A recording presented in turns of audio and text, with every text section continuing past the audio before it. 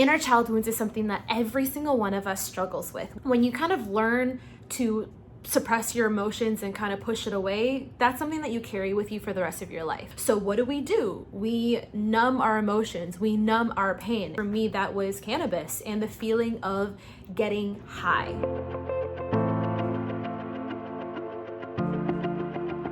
What's up YouTube? Welcome back to my channel. If you're new here, my name is Evelyn Huynh. I'm a transformational life coach specializing in inner child and generational trauma healing. So I've had this YouTube channel for a really long time. You know, my earliest videos are all fitness and health related. I've been really inconsistent with my channel because I'm still going through a lot of shifts in my own personal life, and I'm just doing my best to navigate being on TikTok, Instagram, and also wanting to get on YouTube. I really felt called to share this video today because it went absolutely viral on TikTok as well as on Instagram, and so many people had questions, and I felt like I needed to talk about it in a more detailed way for anybody else who is struggling with substance abuse and also struggling with inner child wounds from childhood, all those different things, and understanding how tightly correlated they are, because I struggled with substance abuse for 8+ years without even realizing it, and making the connection to my childhood. I'm filming this video for you today in hopes that it answers some of the questions, and if you have any other questions or if you want to share your story, definitely leave me a comment below. I won't go too far into the past. Also, if you hear that, that's my dog drinking water from his water bowl. Lolo, really? You gotta be drinking water right when I'm filming a video right now? He's really thirsty. For over 8 years of my life, I struggled with substance abuse, and not a single person in my life knew. I was so addicted to the feeling of getting high off cannabis because it was helping me numb my emotions. It was helping me just take myself away from all the chaos that was happening in my brain. And I felt extremely alone for most of my life. And I struggled in silence, and no one knew, and I didn't know how to get help, and no one was talking about how your childhood wounds and trauma could affect you so deeply. Wow, this is really hard to share, but it wasn't until I made the connection between my substance abuse and my childhood wounds and trauma that I was able to heal that part of my life and finally overcome my battle with substance abuse. Which I'm so proud to share that I am officially 299 days sober today. I think why this video went viral is because so many people saw themselves in me. And I think as hard as it was and uncomfortable as it was for me to share this part of myself, sharing that I was lonely for so much of my life and how hard I struggled and how I felt like nobody understood me and how I just never saw anybody talk about inner child wounds or even substance abuse to this degree, I think a lot of people were, I guess, in a way, relieved to see that somebody else understands what they're currently going through. That's the thing, is that no one's really talking about their struggles on a large platform, because how can you be addicted to cannabis, right? And I have to be very careful with the words that I use on here in case, I get shadow banned and censorship and all that stuff. What I will say is that we can get addicted to anything. I have clients that are addicted to sex, addicted to gambling, addicted to shopping, addicted to substances like alcohol, drugs. You can really have an unhealthy relationship with a lot of things. And the problem with inner child wounds, and precisely what I struggled with, was that I was never taught how to process my emotions at a young age because my parents never knew how to process theirs. So anytime I was overly happy or anytime I was sad or angry or fearful and I expressed my emotions, they would get shut down. I would get yelled at, I would be told to quiet down, I would be told to calm down, go to a corner, or whatever it may be. When you kind of learn to suppress your emotions and kind of push it away, that's something that you carry with you for the rest of your life.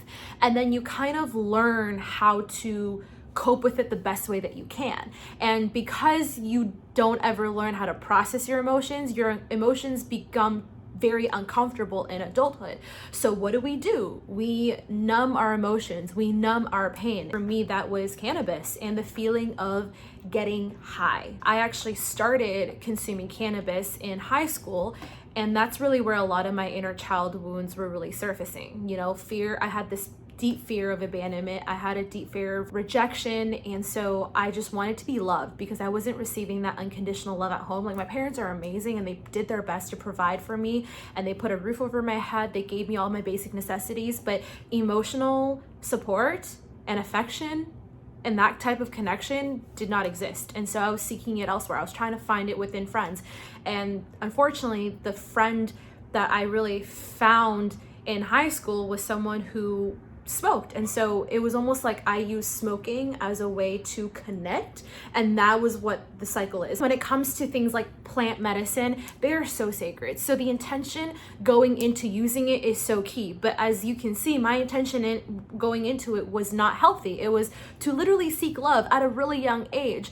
Whereas if you are consuming it as an adult with your own reasons, like, that's a completely different story. So there's a lot of people who, you know, sometimes will come at me in the comments and be like, you abused the plant and you did X, Y, and Z, and they get really triggered, and I see where they're coming from, but at the same time, they're not really understanding my actual point, because I've never blamed the plant. I've always blamed my own wounds that I had never healed from. And so if you're watching this video, if you're resonating with this, like, let me know down in the comments. I'd totally love and appreciate if you could like this video. Don't forget to hit the subscribe button so that you don't miss a video that comes out when it does come out, and I'm doing my best to be more consistent. Inner child wounds is something that every single one of us struggles with, whether we realize it or not. When we struggle with these, it manifests in our adulthood in so many different ways. Before healing, struggled a lot with abandonment wounds in my relationships. So in my partnerships, I had a lot of toxic relationships. And actually that was really hard, because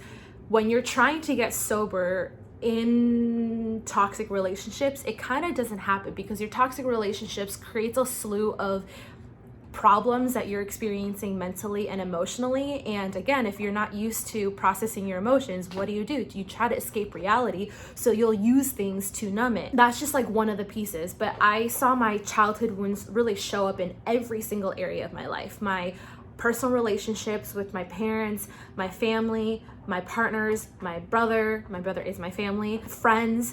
Friendships has been a major struggle in my life. I have deep trust issues and trust wounds from a really young age, and it kind of started as a little infant. I kind of learned that it wasn't safe for me to trust other people with my emotions based on what I was experiencing at home. And then going into grade school and high school, I got backstabbed by my friends and I was hurt. I just learned that it wasn't safe for me to trust people. And so because that was the story that I created, in a way, I also sabotaged my friendships later on. Because I couldn't fathom having a healthy relationship, I feel like sometimes when friendships would get a little too real, I would do something or say something to sabotage myself from having it, because it's uncomfortable. On the other side of that, I also, because of my childhood wounds, I would also attract unhealthy relationships into my life. So it kind of went both ways. It was like I was attracting unhealthy relationships, or I was sabotaging them. And this goes for friendships, it goes for partners. And I really wanted to share this with you because one of my goals and life's work is inner child and generational trauma healing. And one of my biggest mission is to really get this work out into the world to as many people as possible, because I honestly wish I learned so much more about inner child and generational trauma healing as I was growing up. I feel like I would not only be more successful, I feel like I wouldn't have struggled as long, and I feel like I wouldn't have been at such a battle with myself in so many areas of my life. And that's why I do this work now. That's why I create these types of content. That's why, as uncomfortable as it is for me to be so open about certain areas of my life, I know that it's needed, because through other people's stories is where we often see ourselves and where we can heal from. And for me, I had to go through the ringer of like trying to find all these different coaches and mentors and counselors to get the help, and only to kind of like in a way heal myself. Like, it's taken a long ass time, and I've kind of had to learn this through my own certifications. The more that I talk about this now, and the more that I create content on this now, the more that people are seeing this, they're starting to make the shifts within themselves. And then that creates a ripple effect, because when one of us heals, we all heal. I cannot tell you how much more beautiful my life is and how much more amazing my relationships are. Like, I had a really toxic relationship with my family growing up, and my mom and my dad are my best friends now. And I can't even tell you the last time that we fought, whereas in the past, we would fight all the freaking time. Like, every time I visited home, I could not be home for more than a few weeks, because by the end of that, it's just like I needed my space. So to go from literally at one point hating my parents to now being like, oh, I miss them so much, I want to see them, I want to talk to them every day, like, that's something that I wish for every single person. I know that not every single person can, you know, have that super healed relationship with the people in their life, but being able to forgive yourself, being able to forgive others, being able to lead with more love and compassion is something that's a lot easier said than done. And it's taken me a really long time, and it's been a journey of self-forgiveness, of forgiving the people that have wronged me and hurt me in my life, and being able to just like love myself and learn to love others and be more kind and compassionate to myself and others. I could really take this video and talk about a million and one things, but I'm gonna just like keep this super short and sweet. So if you have any questions at all whatsoever, if any of this resonated with you in any way, please let me know in the comments. Or if you don't want to post it publicly, you can totally reach out to me on any of my social media platforms. You can just find me and follow me and connect with me at Evolve with Evelyn on Instagram and on TikTok. I'll leave the handles down here below.